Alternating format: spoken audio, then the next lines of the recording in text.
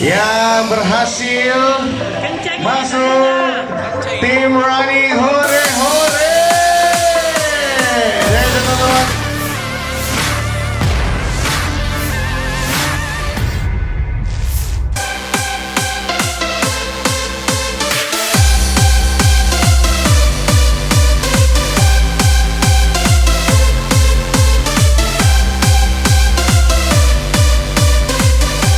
550 pelari ramaikan Smart Friend Fun Run Makassar 2024.